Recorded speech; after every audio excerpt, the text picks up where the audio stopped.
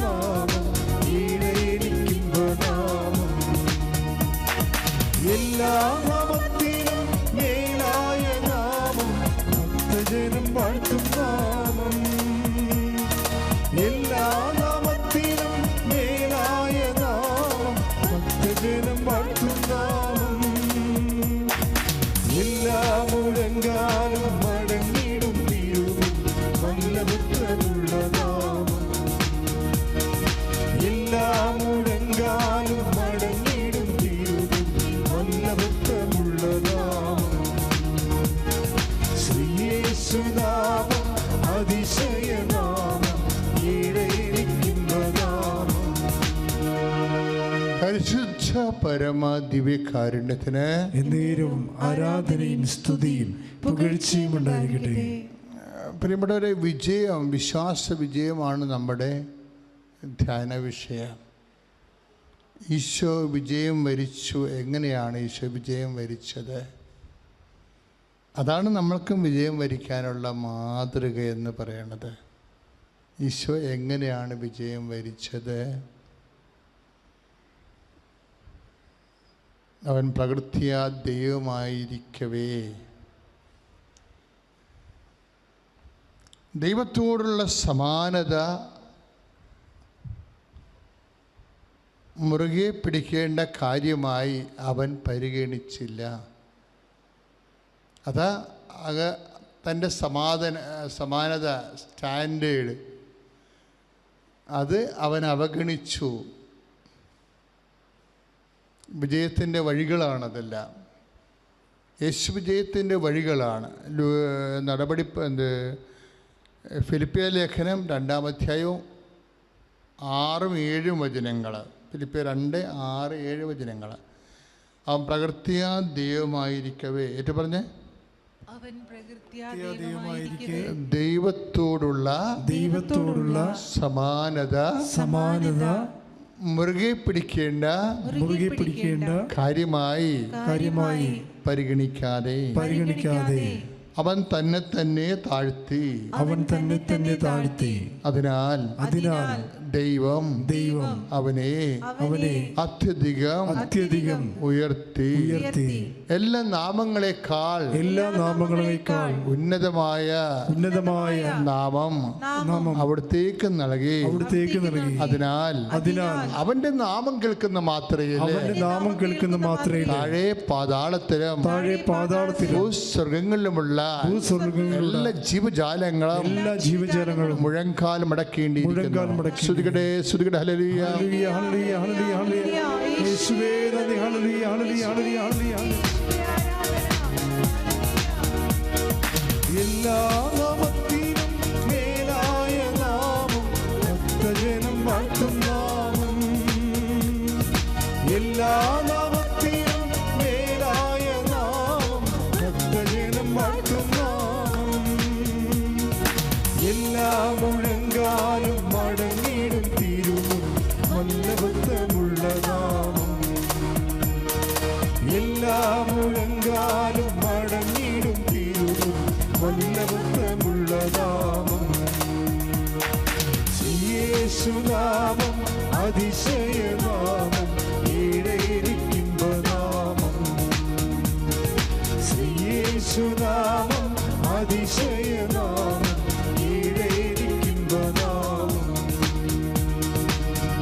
പരിശുദ്ധ പരമദിവ്യകാരുണ്യത്തിന് എന്നേരവും ആരാധനയും സ്തുതിയും പുകഴ്ചയും ഉണ്ടായിരിക്കട്ടെ. വിജയം വരിക്കുന്നവന് ദൈവം കൊടുക്കുന്നതും ഈ വിജയത്തിൻ്റെ നാമമാണ്. അതാണ് വെളിപാട് പറയണത് 2:17. ഞാൻ അവനൊരു നാമം കൊടുക്കുമെന്ന്. വിജയത്തിൻ്റെ നാമമാണ്. പരാജയം സമ്മതിക്കാത്ത നാമം. ഒന്നിൻ്റെ മുന്നിലും കുഞ്ഞിപ്പോകാത്ത ഒരു നാമമാണ് വിജയത്തിൻ്റെ നാമം, യേശുവിൻ്റെ നാമം. പത്രോസ് ഭയങ്കര പട്ടിണി കിടന്നൊരു കാലം ഉണ്ടായിരുന്നു പത്രോസിൻ്റെ ജീവിതത്തിലെ. പത്രോസ് എല്ലാവരും ഇട്ടിട്ടും പോയി, കർത്താവും മരിച്ചു, യുദാസിൻ്റെ ആത്മഹത്യയോടുകൂടി സഭയ്ക്ക് ചീത്തപ്പേരുമായി, ആകപ്പാടെ നാശകോടാലിയായിരുന്നൊരു കാലം. അപ്പോഴേ അങ്ങനെ ഒരു കാലത്ത് പത്രോസ് വിശ്വാസ വിജയം വരിച്ച ഒരാളായിരുന്നു. കാരണം നമ്മൾ നടപടി പുസ്തകം 3:6 അവൻ 9-ാം മണിക്കൂറിൽ അവൻ ദേവാലയത്തിലേക്ക് പ്രാർത്ഥിക്കാൻ വരുന്നൊരു ഭാഗമുണ്ട്. 6-ാം മണിക്കൂറിലും പ്രാർത്ഥിച്ചിട്ടുണ്ട് പത്രോസിൻ്റെ ജീവിതം. കഴിഞ്ഞ ദിവസങ്ങളിൽ നമ്മൾ ഇന്നലെ പത്രോസ്ലീഹായുടെ പെരുന്നാൾ ആഘോഷിച്ചപ്പോഴൊക്കെ എൻ്റെ മനസ്സിൽ ഈ മനുഷ്യനെക്കുറിച്ച് ഉള്ള ചിന്തയായിരുന്നു. കാര്യം തകർന്ന് 2 വള്ളം ഉണ്ടായിരുന്നു, അത് പോയി. അത് ഈശോനെ പ്രതി ഉപേക്ഷിച്ചതാണ് ശരിക്കും. പിന്നെ സ്വന്തമായിട്ട് ഇട്ടുകൂട്ടും പണവും ഒക്കെ ഉണ്ടായിരുന്നു, അതൊക്കെ പോയി. അപ്പോഴേ പിന്നീട് ആശ്രയം വെച്ചത് ഈശോയായിരുന്നു. ഈശോയും ഇപ്പോഴത്തെ ഈശോയുടെ കൂടെ ജീവിക്കുന്ന കാലത്ത് ഈശോയുടെ എല്ലാ കാലാവസ്ഥകളും നമ്മൾ ഒന്ന് പ്രീസപ്പോസ് ചെയ്യണം. എപ്പോഴും ഒരേ കാലാവസ്ഥ ആയിരിക്കത്തില്ല ഈശോയുടെ കൂടെ ജീവിക്കുമ്പോൾ. ചില സമയത്ത് പട്ടിണിക്കാലം വരും, ചില സമയത്ത് ഉയർപ്പിൻ്റെ കാലം വരും, ചില സമയത്ത് നാട്ടുകാർ നമ്മളെ കൈകാര്യം ചെയ്യുന്ന കാലം വരും. അപ്പോൾ യേശു ക്രിസ്തുവിൻ്റെ കൂടെ ജീവിക്കുമ്പോൾ എപ്പോഴും ഒരു കാലമായിരിക്കുമെന്ന് ആരും വിചാരിക്കണ്ട. വ്യത്യസ്തങ്ങളായ കാലങ്ങളുണ്ടാകും. ഇപ്പം ഈ പത്രോസിന് 3:6 എന്നാ കാലമാണ്? പട്ടിണിക്കാലവും, പണമില്ല, സമ്പത്തില്ല, ജോലിയില്ല, കൂടെ ഉള്ളവരൊന്നും ഇല്ല. കൂടെ ഉള്ളവർ പ്രാർത്ഥിക്കുന്നവരാണോ അല്ലയോ എന്ന് നമുക്കറിയത്തില്ല. ഒരു സ്പിരിച്വൽ സപ്പോർട്ട് പോലും കിട്ടണില്ല. പത്രോസ് ഒറ്റയ്ക്കാണ് പള്ളിയിൽ വരണത്. യോഹന്നാൻ കൂടെ ഉണ്ട്, ദാറ്റ്സ് ഓക്കെ. ബാക്കി 10 പേരെന്ത് ചെയ്യും? അവർക്ക് പ്രാർത്ഥനയും കാര്യങ്ങളൊന്നും ഇല്ലേ? We don't know whether they praying or not. അതാണ് അവസ്ഥ. സഭ തന്നെ ഒരു ആധ്യാത്മിക ശൈഥില്യം പിടിച്ചൊരു കാലമാണത്. ഇവർ ശരിക്കും ഐക്യമൊക്കെ ഉണ്ടായിരുന്നെങ്കിൽ ഇവർ 10 ഇപ്പോൾ യുദാസ് പോയെന്ന് വിചാരിക്കുക, മത്തിയാസ് ഉൾപ്പെടെ 12 പേര് ഒരുമിച്ച് ദേവാലയത്തിൽ വരേണ്ടതല്ലേ? അവർക്കും പ്രാർത്ഥനയും കാലിന് നമസ്കാരമൊക്കെ ഉള്ളതല്ലേ? പക്ഷേ ദേ ആർ നോട്ട് കമ്മിങ്. ഈ 2 മനുഷ്യർ ഒറ്റക്ക് ഇങ്ങനെ ദേവാലയത്തിലോട്ട് വരികയാണ്. വരേണ്ട സമയത്ത് ഈ ഒരു മനുഷ്യൻ അവിടെ ഇരുന്നുകൊണ്ട് കൈ നീട്ടണുണ്ട്. അപ്പോൾ പത്രോസ് അവനേക്കാൾ ഗതികെട്ട ജീവിതമാണ് ഇപ്പം ജീവിക്കുന്നത്. പത്രോസ് അത് തുറന്ന് പറഞ്ഞതിന് ബുദ്ധിമുട്ടൊന്നുമില്ല. സ്വയം എളിമപ്പെടുന്നൊരു മനുഷ്യനാണ് അയാൾ. ആ മുടന്തിൻ്റെ മുമ്പിൽ പറയും, എൻ്റെ അവസ്ഥ നിന്നേക്കാൾ കഷ്ടമാണ്. വേണമെങ്കിൽ മൈൻഡ് ചെയ്യാതെ പോകാം, നമുക്ക് പൈസ ഇല്ലെങ്കിൽ മൈൻഡ് ചെയ്യാതെ പോകാം. പക്ഷേ ഹീസ് അറ്റൻഡിങ് ദറ്റ് കേസ്. വേണമെങ്കിൽ ദേവാലയത്തിൻ്റെ വാതിൽ എന്തുമാത്രം ധർമ്മക്കാരിരിക്കുന്നതാണ്. പത്രോസിന് മൈൻഡ് ചെയ്യാതെ പോകാം, ആരും ഒന്നും പിടിച്ചു കെട്ടത്തില്ല. നോ, അയാളൊരു പാവപ്പെട്ട എളിയ മനുഷ്യനാണെങ്കിലും അയാളോട് സംസാരിക്കുന്നുണ്ട് പത്രോസ്. ആ കേസ് അറ്റൻഡ് ചെയ്യുന്നുണ്ട്. ചെയ്തിട്ട് തൻ്റെ അവസ്ഥ പറയും. നിന്നെപ്പോലെയാണ് ഞാനും, എൻ്റെ കയ്യിലുമില്ല ഒന്നും, എൻ്റെ കാലം അതാണ്. ഒത്തിരി ഉണ്ടായിരുന്നതാണ്. 2 വള്ളവും വലയും അടിശ്ശേരി കാശും ഒക്കെ ഉണ്ടായിരുന്നൊരു കാലം ഉണ്ടായിരുന്നു. ഈ കാലം ഇങ്ങനെ ചേഞ്ച് ചെയ്യുമെന്ന് പറഞ്ഞുകൊണ്ട് ഇയാൾ അതിന് തോറ്റു കൊടുക്കാൻ തയ്യാറല്ല. ഇതാണ് വിജയം എന്ന് പറയണത്, വിശ്വാസത്തിൻ്റെ വിജയം എന്ന് പറയണത്. കാലം ചേഞ്ച് ചെയ്തു, അതിൻ്റെ പേരിൽ കീഴടങ്ങാൻ തയ്യാറല്ലാത്തൊരു വിശ്വാസി. ശ്രുതികട്ടെ ഹല്ലേലൂയ, യേശുവേ സ്തോത്രം, hallelujah, hallelujah, hallelujah, hallelujah, hallelujah, യേശുവേ നന്ദി, ഹല്ലേലൂയ. പത്രോസിന്റെ നിഴലിൽ സൗഖ്യശക്തി വ്യാപരിച്ച് അത്ഭുതങ്ങൾ സംഭവിക്കട്ടെ. പത്രോസിന്റെ നിഴലിൽ സൗഖ്യശക്തി വ്യാപരിച്ച് അത്ഭുതങ്ങൾ സംഭവിക്കട്ടെ. ഇന്നിവിടെ ഈ നിമിഷം ദൈവശക്തി വെളിപ്പെടട്ടെ. ഇന്നിവിടെ ഈ നിമിഷം ദൈവശക്തി വെളിപ്പെടട്ടെ. ഇന്നും ജീവിക്കുന്ന യേശുവിന്റെ സാന്നിധ്യത്തെ ജനതകൾ കണ്ടിടട്ടെ. ഇന്നും ജീവിക്കുന്ന യേശുവിന്റെ സാന്നിധ്യത്തെ ജനതകൾ കണ്ടിടട്ടെ. പരിശുദ്ധ പരമദിവ്യകാരുണ്യത്തിന് എന്നേരവും ആരാധനയും സ്തുതിയും പുകഴ്ചയും ഉണ്ടായിരിക്കട്ടെ. തകർന്ന് തരിപ്പണമായി 0- ആയാലും ജീവിത പ്രാരാബ്ധങ്ങളുടെയും പ്രതിസന്ധികളുടെയും പ്രാതികൂല്യങ്ങളുടെയും മുമ്പിൽ തോറ്റുകൊടുക്കാനും കീഴടങ്ങാനും തയ്യാറാകാത്ത ഒരു മനുഷ്യൻ, അതാണ് വിശ്വാസി. അതാണ് ലോകത്തിൻ്റെ മേലുള്ള നമ്മുടെ വിജയം. അതാണ് 1 യോഹന്നാൻ 5:4 നമ്മൾ പറഞ്ഞത്, ലോകത്തിൻ്റെ മേലുള്ള നമ്മുടെ വിജയം. ഒന്നേറ്റ് പറഞ്ഞേ, ലോകത്തിന്റെ മേലുള്ള നമ്മുടെ വിജയം. അതാണ് നമ്മുടെ വിശ്വാസം. അതാണ് നമ്മുടെ വിശ്വാസം. Praise the Lord. അതാണ് പത്രോസിന്റെ വിശ്വാസം. അതാണ് വിജയം വരിക്കുന്നവന് ഞാൻ നിഗൂഢ മന്ന, അജ്ഞാതമായ മന്ന നൽകും, ഞാൻ അവന് ഒരു നാമം നൽകുമെന്ന്. The name of Jesus. അവന് കൊടുത്ത നാമം എന്താ? വിജയം വരിച്ച ആ വിശ്വാസത്തിൽ തൻ്റെ ദാരിദ്ര്യത്തിൻ്റെ മേൽ വിജയം വരിച്ചു. തൻ്റെ കൂട്ടുകാർ തന്നെ കൂടെ ഇല്ലാതെ, സപ്പോർട്ടില്ലാതെ വന്നപ്പോഴും പ്രാർത്ഥനയ്ക്ക് പോലും കൂടെ വരാൻ സഭയില്ലാഞ്ഞൊരു കാലമുണ്ടായിരുന്നു. അപ്പോഴും അതിൻ്റെ മേലും അവൻ വിജയം വരിക്കുകയാണ്. ഒരു എളിയ മനുഷ്യനോട് അവൻ സംസാരിക്കാൻ തയ്യാറാകുന്നു.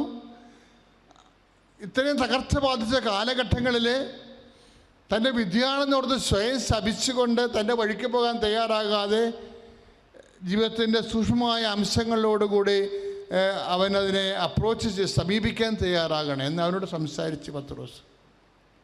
ഞാനും നിന്നെപ്പോലെയാണ്, എൻ്റെ കയ്യിലും ഇല്ല പൊന്നുമില്ല, എനിക്ക് റോമാൻ നാണയം ഇല്ല, എൻ്റെ കയ്യിൽ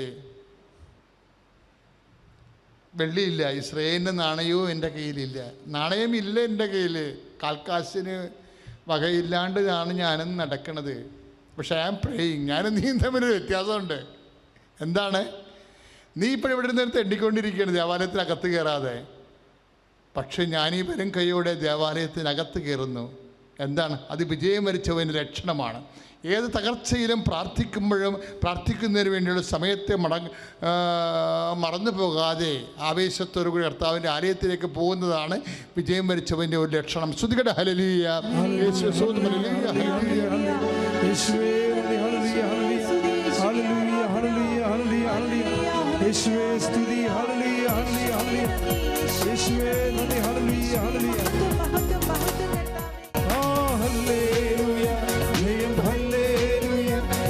കർത്താവ് ജീവിക്കുന്നു. ഹല്ലേലൂയ, ജയം ഹല്ലേലൂയ, യേശു കർത്താവ് ജീവിക്കുന്നു. പരിശുദ്ധ പരമദിവ്യകാരുണ്യത്തിന് എന്നേരവും ആരാധനയും സ്തുതിയും പുകഴ്ചയും ഉണ്ടായിരിക്കട്ടെ. എന്നിട്ട് ഈ മനുഷ്യൻ വിട്ടുകൊടുക്കാൻ തയ്യാറല്ല. ഇത്രയും പറഞ്ഞ ശേഷം പറയും, ബട്ട് വെയിറ്റ്, ഒരു കാര്യം എൻ്റെ കയ്യിലുണ്ട്, that I will give you, അത് ഞാൻ നിനക്ക് തരാം. എന്താണ്? പൊന്നില്ല വെള്ളിയില്ല, പക്ഷെ അതുകൊണ്ട് ഒന്നും ഒരു മനുഷ്യൻ പരാജയപ്പെടത്തില്ല. എന്നെ വിജയിപ്പിക്കുന്ന ഒരു നാമം എൻ്റെ കയ്യിലുണ്ട്. Stand up in the name of Jesus Christ. ഈ കർത്താവായ യേശു ക്രിസ്തുവിന്റെ നാമത്തിൽ നിന്ന് എഴുന്നേൽക്കാൻ പറയും. ശ്രുതികട ഹല്ലേലൂയ, യേശുവേ സ്തോത്രം, ഹല്ലേലൂയ, ഹല്ലേലൂയ. എൻ്റെ പേര് സവിത, ഞാൻ എറണാകുളത്ത് നിന്ന് വരുന്നു. ആദ്യം തന്നെ പരിശുദ്ധ അമ്മയ്ക്കും ഈശോയ്ക്കും ഞാൻ കോടാനുകോടി നന്ദി പറയുന്നു. ഞാൻ ആദ്യമായി ഉടമ്പടി എടുത്തത് 24/6/2024 ഉടമ്പടി എടുക്കാനുള്ള സാഹചര്യം, ഞാൻ നേഴ്സായിട്ടാണ് വർക്ക് ചെയ്യുന്നത്. നാട്ടിൽ 10 വർഷം വർക്ക് ചെയ്തു. എല്ലാവരുടെ ആഗ്രഹം പോലെ പുറത്തു പോകാൻ വേണ്ടി ഒരുപാട് ശ്രമിച്ചു. ആദ്യം കാനഡയ്ക്ക് പോകാൻ വേണ്ടി കെയർ ഗീവർ വിസയിൽ കാശ് കൊടുത്തു, പക്ഷേ ഏജൻസിക്കാർ പറ്റിച്ചു. അത് കഴിഞ്ഞ് ജർമ്മൻ ഭാഷ പഠിക്കാൻ വേണ്ടി ചേർന്നു. ജോലിയും ഓൺലൈനും കൂടിയാണ് ഞാൻ ചെയ്തുകൊണ്ടിരുന്നത്. അത് രണ്ടും കൂടി പറ്റില്ല എന്ന് വിചാരിച്ചപ്പോൾ രണ്ടും കൽപ്പിച്ച് ജോലി നിർത്തുകയും ഡയറക്റ്റായിട്ട് ജർമ്മൻ ഭാഷ പഠിക്കാൻ വേണ്ടി ചേരുകയും ചെയ്തു. 2 തവണ ഞാൻ B1 എക്സാം എഴുതി. മൂന്നാമത്തെ തവണ എക്സാം എഴുതിയതിന് ശേഷമാണ് ഞാൻ ഉടമ്പടി എടുക്കുന്നത്. അതിനു മുമ്പ് കൃപാസനത്തെക്കുറിച്ചൊന്നും എനിക്ക് അറിയത്തില്ലായിരുന്നു. എൻ്റെ മമ്മി പറഞ്ഞിട്ടാണ് ഞാൻ ഉടമ്പടി എടുത്തത്. അത് കഴിഞ്ഞ് ഉടമ്പടി എടുത്തതിന് ശേഷം റിസൾട്ട് വന്നപ്പോഴും എനിക്ക് കിട്ടിയില്ല. അപ്പോൾ എൻ്റെ കൂടെ ഉണ്ടായിരുന്ന വേറെ 2 ചേച്ചിമാരും കൂടി ഉണ്ടായിരുന്നു. അപ്പോൾ ഞങ്ങൾ തീരുമാനിച്ചു നമുക്കിനി ജർമ്മൻ ഭാഷ പഠിക്കേണ്ട, നമ്മളെ കൊണ്ട് അത് പറ്റത്തില്ല, നമുക്ക് വേറെ നാട്ടിലെവിടെയെങ്കിലും ജോലിക്ക് കയറാമെന്ന് തീരുമാനിച്ചു. അങ്ങനെ ഒരു ദിവസം ഉച്ചയ്ക്ക് 2:30 മണിയായപ്പോൾ എന്നെ ഒരു ഏജൻസിക്കാർ വിളിക്കുവാണ്. ഇതുപോലെ നിങ്ങൾക്ക് കേന്ദ്ര ഗവൺമെൻറ്റിൻ്റെ കീഴിൽ ജർമ്മൻ ഭാഷ പഠിക്കുവാൻ നിങ്ങൾക്കൊരു അവസരമുണ്ട്, പഞ്ചാബിൽ വെച്ചാണ് ക്ലാസ് നടത്തുന്നതെന്ന് പറഞ്ഞു. അപ്പോൾ ഞങ്ങൾ 2-3 പേരും കൂടി തീരുമാനിച്ചു പഞ്ചാബിലോട്ട് പോവാം. അങ്ങനെ ഞങ്ങൾ 30 പേരുണ്ടായിരുന്നു. 30 പേരും പഞ്ചാബിൽ പോയി. അവിടെ നിന്ന് A1ഉം A2ഉം B1 എക്സാം പാസ്സായി. പരിശുദ്ധ അമ്മയുടെയും ഈശോയുടെയും കൃപയാൽ ഒരു പൈസ പോലും ചിലവില്ലാതെ ഞങ്ങൾ 30 പേരും A1ഉം A2ഉം B1 എക്സാം പാസ്സായി. 2024 ഓഗസ്റ്റ് 2-ാം തീയതി ജർമ്മനിയിലേക്ക് പോകാനുള്ള ഭാഗ്യം ലഭിച്ചു. ഞാൻ ഇവിടെ നിന്ന് ജർമ്മനിയിലേക്ക് പോയപ്പോൾ ഒരു കാര്യമേ ആഗ്രഹിച്ചുള്ളൂ, എൻ്റെ ഉടമ്പടി ഒരു കാരണവശാലും മുടങ്ങിപ്പോവരുത്. അതുപോലെ തന്നെ വിശുദ്ധ കുർബാനയിൽ പങ്കെടുക്കുവാനുള്ള ഒരു ഭാഗ്യം എനിക്ക് തരണേന്ന് ഞാൻ പ്രാർത്ഥിച്ചു. അവിടെ ചെന്ന് കഴിഞ്ഞ് അന്ന് തന്നെ വൈകുന്നേരം ഞാനും എൻ്റെ ഫ്രണ്ടും കൂടി പള്ളി അന്വേഷിച്ചു പോയി. പക്ഷെ അവിടെ ചെന്നപ്പോഴറിഞ്ഞത് ആ പള്ളിയിൽ മാസത്തിൽ 1 തവണയേ കുർബാനയുള്ളൂ. അത് കേട്ടപ്പോൾ ഒരുപാട് സങ്കടമായി. 1 മാസം ഞങ്ങൾക്ക് അവിടെ ക്ലാസ് ഉണ്ടായിരുന്നു. അത് കഴിഞ്ഞ് ജോലിക്കായിട്ട് വേറെ സ്ഥലത്തേക്ക് പോയി. അപ്പം ഞാൻ ലൈറ്റ് ക്യാൻഡിൽ റിക്വസ്റ്റ് പേരിട്ട് പ്രാർത്ഥിച്ചു. അതിൽ വെച്ച നിയോഗം എന്ന് വെച്ചാൽ പള്ളിയുടെ അടുത്ത് തന്നെ ഒരു വീട് ലഭിക്കുന്നതിന് വേണ്ടിയാണ് ഞാൻ പ്രാർത്ഥിച്ചത്. അത്ഭുതമെന്ന് പറയട്ടെ, ഞാൻ താമസിച്ചിരുന്ന ഹോസ്റ്റലിൽ നിന്ന് വെറും 4 മിനിറ്റേ ഉണ്ടായിരുന്നുള്ളൂ പള്ളിയുടെ അടുത്തേക്ക്. അങ്ങനെ എല്ലാ ദിവസവും പള്ളിയിൽ പോകുവാനും വിശുദ്ധ കുർബാനയിൽ പങ്കെടുക്കുവാനുള്ളൊരു ഭാഗ്യം എനിക്ക് ലഭിച്ചു. അത് കഴിഞ്ഞ് അവിടെ ചെന്നായിട്ടായിരുന്നു ഞങ്ങൾക്ക് B2 എക്സാമും അതുപോലെ തന്നെ രജിസ്റ്റേർഡ് നേഴ്സ് ആകാനുള്ള എക്സാമും ഉണ്ടായിരുന്നു. പക്ഷേ B2 എക്സാം പരിശുദ്ധ അമ്മയുടെ കൃപയാൽ നല്ല മാർക്കോടുകൂടി, പ്രതീക്ഷിച്ചതിൽ നല്ല മാർക്കോടുകൂടി, സ്പീക്കിങ്ങിന് 100-ൽ 96 മാർക്കും അതുപോലെ തന്നെ റൈറ്റിങ്ങിന് 20-ൽ 19 മാർക്ക് നൽകി അമ്മ അനുഗ്രഹിച്ചു. എക്സാമിന് പോയപ്പോൾ ഉടമ്പടി ഉപ്പ് ഞാൻ എക്സാം ഹാളിൻ്റെ ഫ്രണ്ടിലിടുകയും കാശ് രൂപം കയ്യിൽ വെച്ച് പ്രാർത്ഥിക്കുകയും എനിക്കൊരു അടയാളം തരാൻ വേണ്ടി അമ്മയോട് ഞാൻ പറഞ്ഞായിരുന്നു. എക്സാം ഹാളിൽ കയറിയപ്പോൾ എക്സാമിനർ ഇട്ട ഡ്രസ്സ് അമ്മയുടെ നീല കളറുള്ള ഡ്രസ്സാണ് ഇട്ടിരുന്നത്. അപ്പോൾ എനിക്ക് വിശ്വാസമായി അമ്മേൻ്റെ കൂടെ ഉണ്ടെന്ന്. റിസൾട്ട് വന്നപ്പോൾ നല്ല മാർക്കോട് കൂടി തന്നെ പാസ്സാകാൻ സാധിച്ചു. അത് കഴിഞ്ഞ് ഞങ്ങൾക്കൊരു എക്സാമുണ്ട്, അത് രജിസ്റ്റേർഡ് നേഴ്സാകാനുള്ള എക്സാമാണ്. ഞങ്ങൾ 30 പേര് പോയതിൽ 2 പേർക്ക് എക്സാം വേണ്ടാന്ന് പറഞ്ഞു. അതിലൊരു വ്യക്തി ഞാനായിരുന്നു. എല്ലാവരും പറഞ്ഞു എക്സ്പീരിയൻസിൻ്റെ ബേസിൽ കിട്ടിയതാണെന്ന്, നാട്ടിലുള്ള എക്സ്പീരിയൻസിൻ്റെ ബേസിൽ. പക്ഷെ ഞാൻ വിശ്വസിക്കുന്നത് പരിശുദ്ധ അമ്മയും ഈശോയും തന്ന വലിയ കൃപയാണെന്ന് ഞാൻ വിശ്വസിക്കുന്നു. ആ എക്സാം എഴുതാതെ തന്നെ രജിസ്റ്റേർഡ് നേഴ്സിനുള്ള സർട്ടിഫിക്കറ്റ് ലഭിക്കുന്നതിന് വേണ്ടി അമ്മ അനുഗ്രഹിച്ചു. കൂടെയുള്ള പിള്ളേരൊക്കെ ആ എക്സാമിൻ്റെ സമയത്ത് ടെൻഷൻ അടിക്കുന്നത് കണ്ടപ്പോൾ എനിക്ക് പരിശുദ്ധ അമ്മയോട് അവർക്ക് വേണ്ടി പ്രാർത്ഥിക്കുവാനും, ഞങ്ങൾ 30 പേര് പോയതിൽ 26 പേരും എക്സാം പാസ്സായി. ഇനി 2 പേർക്കും കൂടി എക്സാം പാസ്സാകാനുണ്ട്. അവരെ അമ്മ പാസ്സാക്കുമെന്ന് തന്നെ ഞാൻ ഉറച്ച് വിശ്വസിക്കുന്നു. അതുപോലെ തന്നെ ഈസ്റ്ററിൻ്റെ സമയത്ത് വെള്ളിയാഴ്ച ദിവസം എനിക്ക് കുരിശിൻ്റെ വഴി കാണണമെന്ന് അതിയായ ആഗ്രഹം ഉണ്ടായിരുന്നു. ഞാൻ കുരിശിൻ്റെ വഴി ഇങ്ങനെ കേട്ടുകൊണ്ടിരിക്കുന്ന സമയത്ത് അറിയാതെ ഉറങ്ങിപ്പോയി. ആ സമയത്ത് എനിക്കെന്തോ ഒരു പൂർണ്ണമായ ഉറക്കത്തിലേക്ക് ഞാൻ പോയിട്ടുണ്ടായിരുന്നില്ല. ആ സമയത്ത് ആരും എന്നെ എടുത്ത് പൊക്കുന്നത് പോലെ എനിക്ക് തോന്നി. ആ സമയത്ത് ഞാൻ ആകാശത്തേക്ക് ഇങ്ങനെ ഉയർത്തി എന്നെ പൊക്കിയെടുത്ത് കൊണ്ടുപോലെ തോന്നി. ആ സമയത്ത് ഞാൻ കണ്ടത് ഒരു കുരിശും ഒരു വെളിച്ചവുമായിരുന്നു. അത് കഴിഞ്ഞിട്ട് മുമ്പോട്ട് അങ്ങോട്ട് മുഴുവൻ എനിക്ക് പ്രശ്നങ്ങളായിരുന്നു, കുരിശുകളായിരുന്നു. എനിക്കത് ആ പരിശുദ്ധ അമ്മ ഈശോയും മുൻകൂറായിട്ട് അത് കാണിച്ചു തന്നതായിട്ട് തന്നെ ഞാൻ വിശ്വസിച്ചു. അതിൻ്റെ ഇടയ്ക്ക് ഈസ്റ്ററിൻ്റെ സമയത്ത് എൻ്റെ അപ്പച്ചൻ ഹോസ്പിറ്റലിൽ അഡ്മിറ്റ് ആവുകയും വീട്ടിൽ നിന്ന് ഫോൺ വരികയും ചെയ്തു. അതിനു മുമ്പ് 3 ദിവസം മുമ്പ് അപ്പച്ചിക്ക് വേണ്ടി ഞാൻ വചനമെടുത്ത് പ്രാർത്ഥിച്ചപ്പോൾ എനിക്ക് കിട്ടിയ വചനം മരിച്ചവരെക്കുറിച്ച് ഓർത്ത് വിലാപം എന്നായിരുന്നു. അത് കഴിഞ്ഞ് കറക്റ്റ് 3 ദിവസം കഴിഞ്ഞപ്പോൾ തന്നെ എനിക്ക് വീട്ടിൽ നിന്ന് കോള് വന്നു, അപ്പച്ചൻ മരിച്ചു എന്നും പറഞ്ഞുകൊണ്ട്. ആ സമയത്ത് എൻ്റെ കയ്യിൽ പാസ്പോർട്ട് ഇല്ലായിരുന്നു. പാസ്പോർട്ട് ഞാൻ പുതുക്കാൻ കൊടുത്തേക്കുമായിരുന്നു. പക്ഷെ അതെവിടെ കൊടുത്തേക്കുമെന്ന് പോസ്റ്റ് വഴിയാണ് ഞാനത് അയച്ചത്.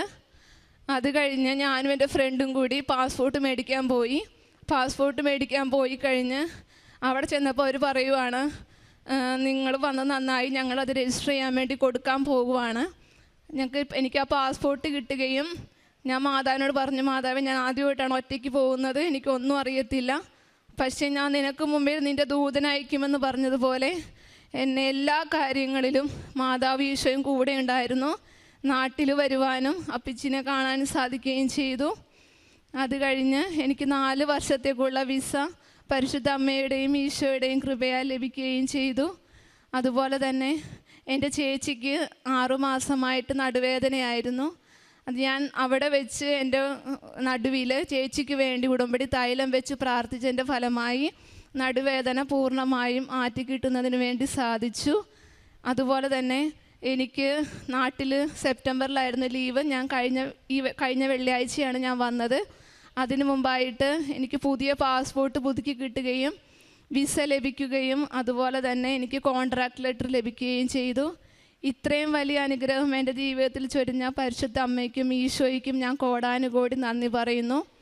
പ്രേക്ഷിത പ്രവർത്തനമായിട്ട് ഞാനിവിടെ വിളിച്ചു പറഞ്ഞ് എനിക്ക് കൃപാസനം പത്രം അങ്ങോട്ട് കഴിച്ചു തരികയും അവിടെയുള്ളവർക്ക് ഞാനത് കൊടുക്കുകയും പരിശുദ്ധ അമ്മയെക്കുറിച്ചും ഈശോയെക്കുറിച്ചും ഞാൻ അവർക്ക് പറഞ്ഞു കൊടുക്കുകയും ചെയ്തു.